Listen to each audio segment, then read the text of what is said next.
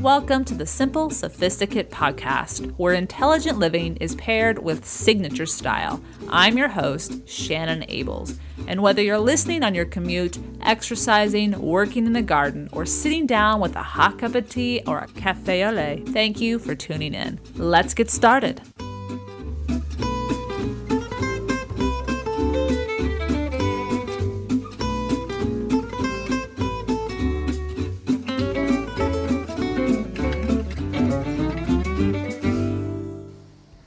Welcome to the 215th episode of the Simple Sophisticate. I am on my terrace. I probably said that wrong, but I'm going to do my best, of my vacation rental in Provence, specifically Vaison-la-Romaine. And I have an episode for you guys. I am simply just going to title it My French Trip Travel Musings, and each Monday while I'm traveling, this is what the episodes will generally be about. So anyway, the background, as I said, I'm outside, so you may hear some church bells, you may hear the birds, you may hear the restaurant below me, you may hear, who knows what you're going to hear. But here we go. So I want to begin with a quote from Patricia Wells. As you guys may know, if you've been following me on Instagram, I have been enjoying a cooking class this past week at Patricia Wells and her husband Walter's home here in Vaison-la-Romaine. It just wrapped up on Friday, and I will be writing a full post on that in the coming weeks. I'm not sure when. I want to make sure I do it justice. There's so many pictures and moments and everything to share. Julia Child's stove being one. Oh my gosh, I still dream about that. But I want to begin today's episode with a quote that Patricia actually shared as we were seated for our final lunch on Friday. And it came about in a variety of different reasons, but simply put, she talks about life, and she says, it's worth the effort. Now, what she meant by that, I will go into in a minute, but I think just that simple statement, it's worth the effort. Whatever it is that you desire, dream about, hope for, if we doubt that the effort is worth it, we shouldn't. And let me give you some inspiration as to why these words might be something to follow. So, the legions of birds and their signature melodies, the playful butterflies that promenaded amongst every single meal that I have had here, the clock tower that reminds us that indeed we are not dreaming, and the vintner on his tractor as he tends his vines. This morning, if you saw my Instagram stories, I think it was Saturday morning, here in Provence, there was a vintner who was out in his vines, and he was spraying them with sulfur to get rid of the mildew. And this is just, I feel like I can just reach out and touch it. It was maybe 200 yards away. But these are the sounds of Provence, more specifically the sounds of Vaison-la-Romaine.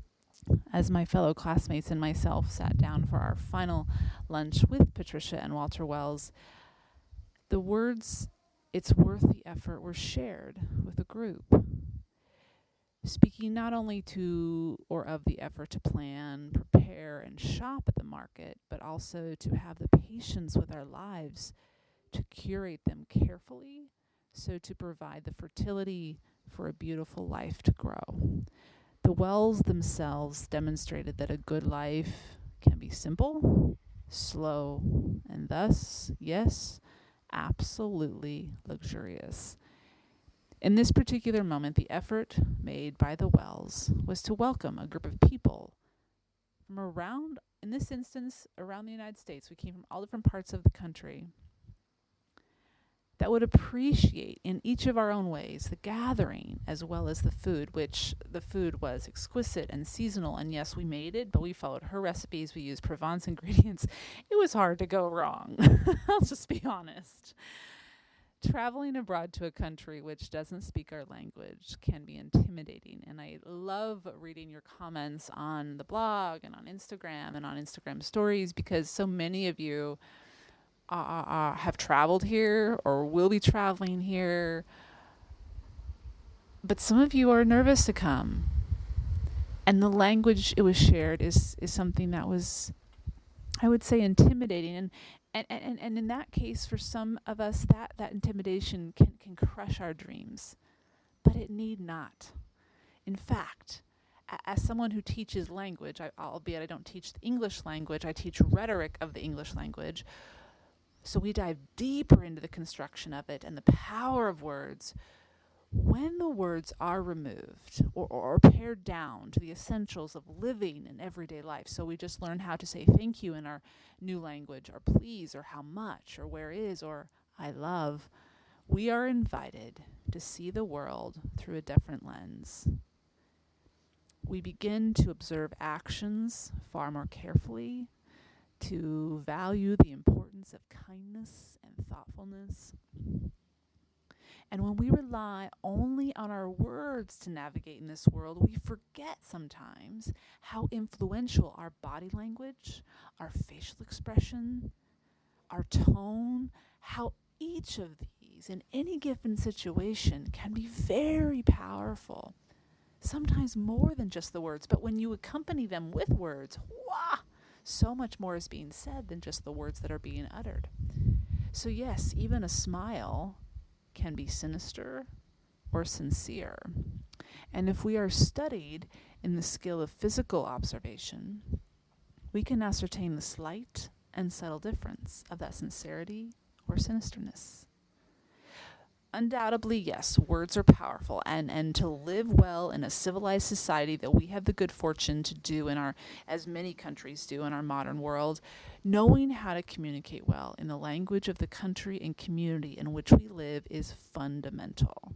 But it isn't the only skill that we should practice and improve regularly to build the relationship we want, or the relationships, I should say, plural, that we want and need in our lives. So if there is another world or country that you long to see, to experience, or to taste, but the language barrier is currently the dilemma, fear not. Ironically, I have found that the best way to pick up a language, for it to stick in my long-term memory. In fact, as I was walking around this morning in the village, I was going down to the main village to get my croissant and just to kind of get a breath of fresh air to start the day. Different words started popping to the forefront of my memory that had been lodged in the back of my mind that I hadn't used for a while, but I knew them. I'd been taught them. But it wasn't until I saw, I have to, seeing an object or seeing which verb I'm trying to use. Oh, that's right. That goes with vous. I need to use that particular conjugation. I knew that. But it isn't until we have to, not just want to, that our memory will produce it. I thought that was interesting, just to spear my experience anyway. But even if we speak it poorly, which I do when it comes to French, it's a good thing. Because as the Chinese proverb reminds us, quote, to learn a language is to have one more window from which to look at the world. And as a Czech proverb teaches, you live a new life for every new language you speak. If you know only one language, you live only once, end quote.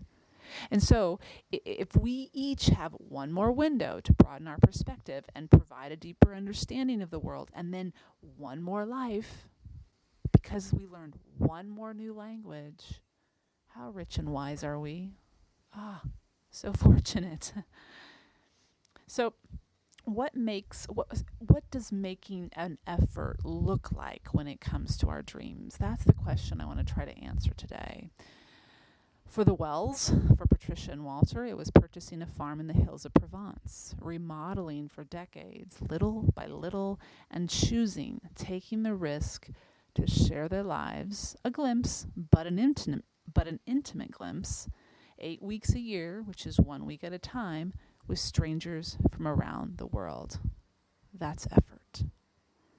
I want to share with you 10 other examples of what effort may look like. And there could be many, many more, but hopefully this will kind of just jog our thoughts about, oh yeah, that is effort. Oh yeah, I can do that, or I am doing that, or I did do that. So let's take a look at a few of these. Number 1 is waking up early to begin the day with more time than needed so you don't have to rush. 2, saving each month some money for retirement. Yes, we don't know how long we're going to live, but we do know that we want to live well.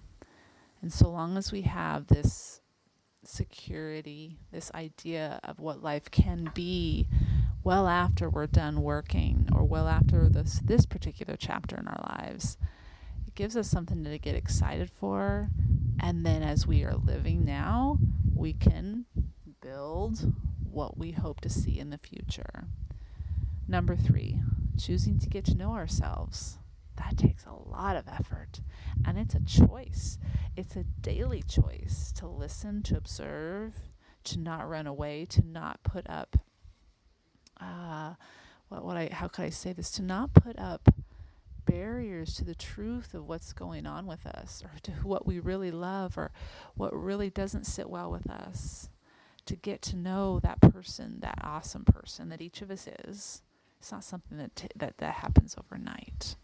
Sometimes we don't know. Well, I would argue none of us know our language consciously for quite some time. We've been living and knowing who we are, but maybe it's unconscious, and it isn't until we choose to look within that we say, oh yeah, that's right. That is Shannon, or that is Paul, or that is, Susan. That is who I am.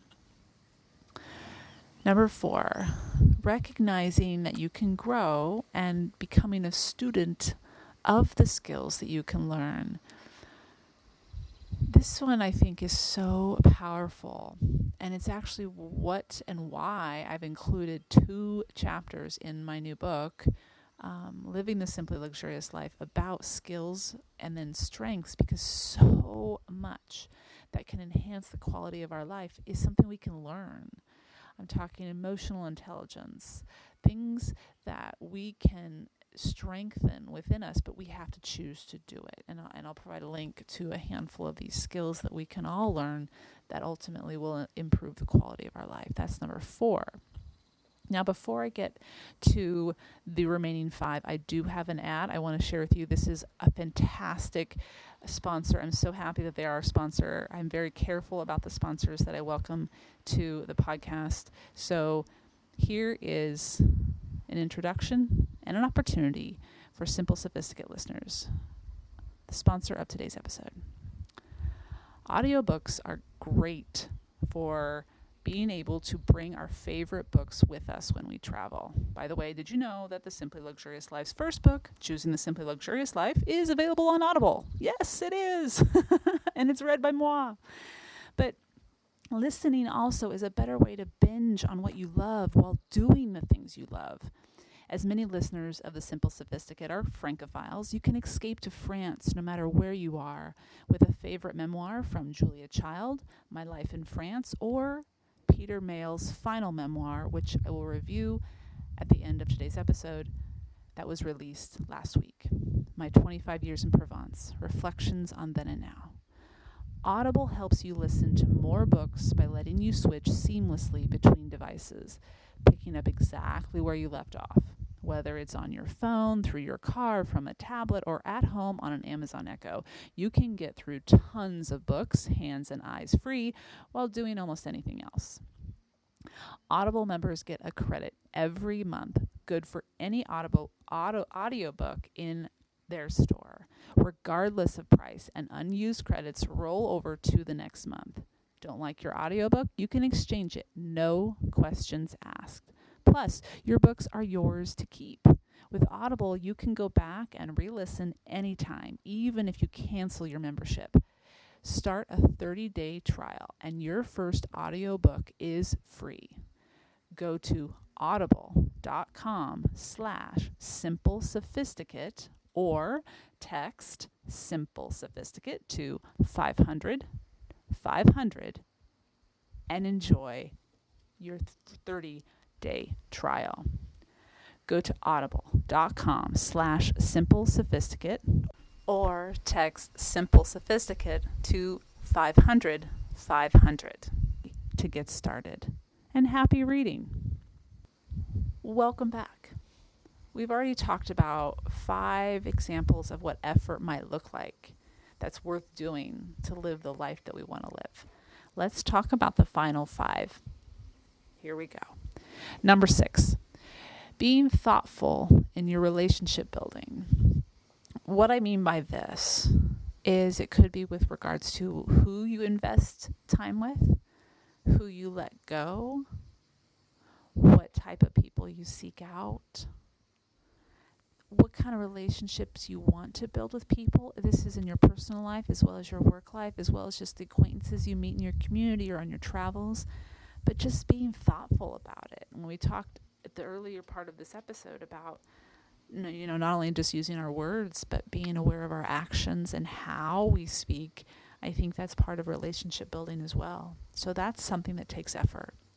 Number 7 is taking the time to understand someone who is good, but maybe communicates or lives differently in order to strengthen and express love. So say you have someone in your life, or maybe someone you work with, but they're a good person.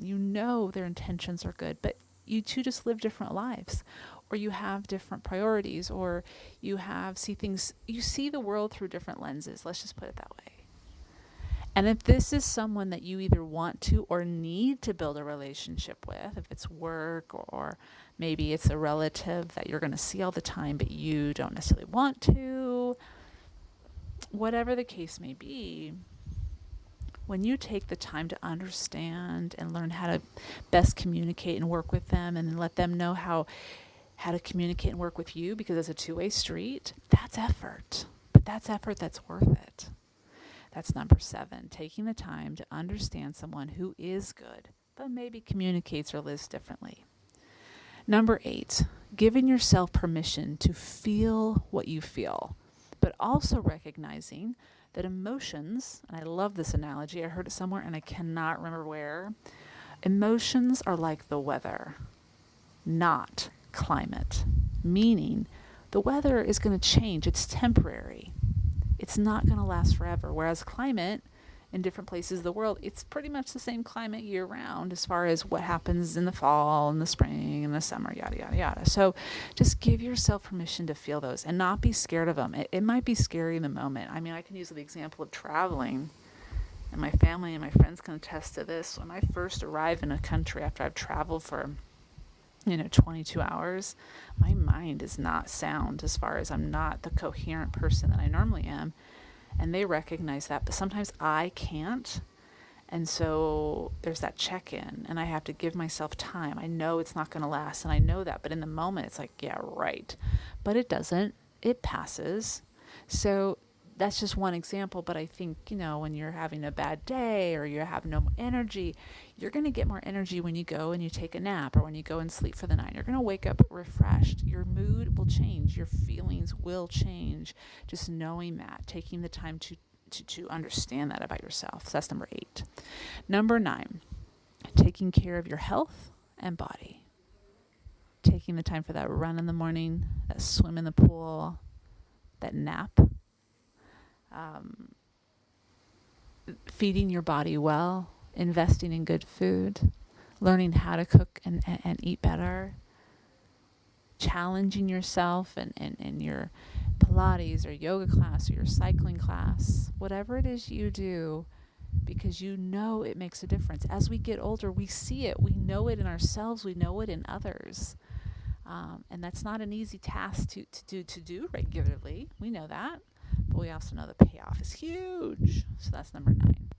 And the last example of effort, number 10, is strengthening the muscle that is your mind. And I think this kind of goes back to number 8 as well with regards to letting yourself feel what you feel. But it's that understanding of how your mind works and how you can make it something that is obedient to you, and you, instead of you being obedient to it. So strengthening that muscle, whether it's meditation, however you do that.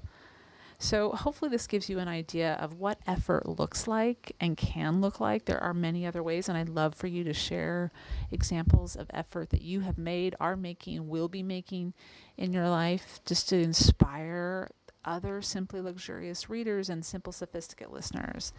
I want to share a quote here because we were talking about language, but I want to share a quote here with regards to the imperfection of learning the language from Basil Leno, Gildersleeve. And they state, "It is astonishing how much enjoyment one can get out of a language that one understands imperfectly." And I think that's part of it. Don't worry about trying to be perfect in your life. Don't worry about when it comes to language trying to be perfect. Just try. Make that effort, whether it's effort to learn the language, effort to chase your dream, effort to get fit. Just keep trying. Keep striving. As much as we are advised and even tell ourselves to live in the moment, and I've done it here on this podcast and the blog about talking about being present, we are given the gift of perspective as human beings. And it is through effort that dreams can be realized that are worth savoring upon, not only when we attain them, but making the journey towards them. My trip here to France, as I mentioned a few weeks ago on the blog, and I'll provide a link to that post in which I did this, has been years in the making. I would even suggest it began the moment I made my first month-long journey in 2000 as a student to study abroad. In some ways, my trip to France is part of a larger journey toward other visions I have of my life.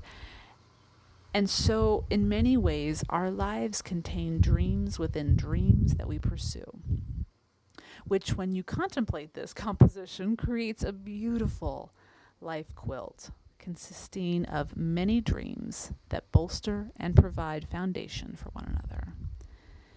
Effort is worth being given, and your dreams are worth being pursued.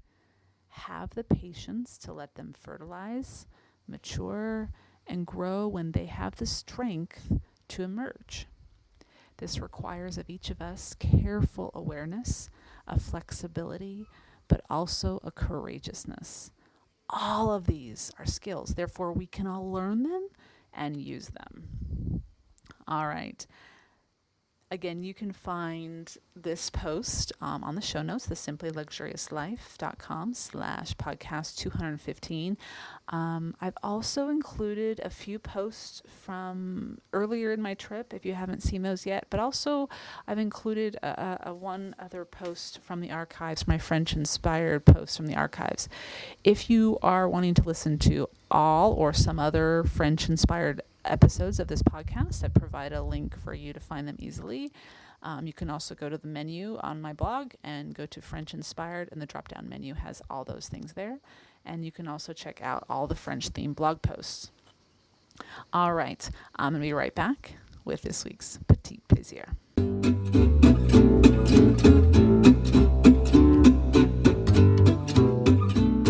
This week's Petit Plaisir is a book that I mentioned earlier, actually last week, that was just released, and this is probably no surprise to everyone. This book is Peter Mayle's final book, My 25 Years in Provence, Reflections on Then and Now. And I'll read for you the review that I put up on the blog over the weekend. I thoroughly enjoyed this book. And yes, I have to admit, I think being in Provence while I read it certainly made me become even more enamored with it. But I have read many of his 14 books. He's written 14 memoirs and 14 novels. I've read all of his capers. I've read most of his memoirs. And I was saddened that he is no longer with us. But let me just read you my review so you don't have to go to the show notes if you don't have time, or if you're on the road or traveling or wherever you may be. And just encourage you to pick it up if you too are a Peter Mayle fan, or if you're a fan of Provence in any way, shape, or form. I want to begin with a quote from the book, and it's short and sweet, but he simply says, "Not for the first time, I bless the moment we decided to come and live in Provence." Peter Mayle brought the world to Provence with his international bestseller, A Year in Provence, in 1989. And while he stayed for 25 more years with his wife Jenny and made a life, we have all come to visit again and again, whether by plane, train, or virtual transportation, through his books or movies or shows, this beautiful place in France. The Francophiles, armchair travelers, and lovers of light-hearted, thoughtful, and yes, food lovers of the world mourned the passing of Mayle on January 18th of this year. And while he briefly mentions a trip to the doctor within his memoir, he quickly makes a playful observation about the patient attire and moves on to the next chapter, never again to address the subject. I began reading his book, as you guys know, on my travels when they began for this particular trip, which was my first excursion to Provence. The length is what lovers of his work have become accustomed. It's just under 200 pages, but I did not want to read it quickly. I wanted to slowly savor each page, each chapter, and all of the only in Provence moments that he can share. With a handful of pages containing photographs taken by his wife Jenny, candid shots of their everyday life, the chapters reflect as well as pay homage to what Provence has become. Readers will learn of the couple's sojourn to Provence in the mid-'80s that inspired them to buy, as well as their first failed attempt at home purchasing, only to find the home that would be theirs and the eventual backdrop for his memoir, A Year in Provence. With discussions on the blossoming industry of the rosé wine in the region to current restaurants that he recommends. He also will share his observations of the filming of A Good Year with Marion Cotillard and Russell Crowe, and how the project came about with his friend director, Ridley Scott. Each chapter is a segment of the life that became his own when he chose to move to Provence. In many ways, this book is a love letter to the region of the world that welcomed him and then adopted Mayle as he became Chevalier de la Légion d'Honneur, Knight of the Legion of Honor, my apologies for the French, from the French government for his cultural contributions, specifically cooperation et francophonie, in 2002. Mayle kindly shares with his readers the moment he learned he would be receiving this honor, which is a classic Mayleism. For those of you that have read his books, you know exactly what I'm talking about. It is really just now this new title I would give it, Peter Mayle's Life in Provence. Well, if you aren't a Mayle reader, if this is your first potential book that you're going to read, you may be asking yourself, well, what is a Mayleism, Shannon? Well, here is a glimpse from the book. Quote, "During the summer, I often like to take a seat on the cafe terrace, pretend to read the newspaper, and eavesdrop. At this time of the year, I'm surrounded, for the most part, by tourists, and I like to know how they're finding Provence. It's a primitive and highly unreliable form of market research, but I have made one or two interesting discoveries." So, in true Mayle style, the last line of the book is exquisitely simple and poignant. I will not spoil it for you, and I will not therefore share, but only encourage you to read, savor, and perhaps someday or again visit Provence, whether by plane or book. The book is called My 25 Years in Provence, Reflections on Then and Now. I'll provide a link on the show notes to simplyluxuriouslife.com/podcast 215 for the full review. All right. I want to thank you for joining me for today's episode. Oh, there's dogs. And I look forward to doing another episode next Monday. So, wishing you a lovely first week in July. And from Vaison, La Romaine, Provence, France. Bonne journée! Thank you for tuning in to the Simple Sophisticate podcast, where intelligent living is paired with signature style. For more ideas and inspiration throughout the week, stop by the blog, thesimplyluxuriouslife.com, or pre-order Living the Simply Luxurious Life, Making Your Everydays Extraordinary and Discovering Your Best Self, which will be released on November 13th, 2018. You can also pick up my first book, Choosing the Simply Luxurious Life, A Modern Woman's Guide, which is now available in paperback as well as ebook and audio versions on Audible, iTunes, and Amazon, or wherever ebook and audiobooks are sold. To stay caught up on the most recent episodes of the podcast, blog posts, and to receive exclusive news as well as an extra dose of inspiration to jumpstart your weekend, subscribe to the Simply Luxurious Life's weekly newsletter, which arrives in your inbox each Friday to enjoy with a hot cup of tea or a morning cup of coffee. Until next Monday, I'm your host, Shannon Ables. Bonne journée.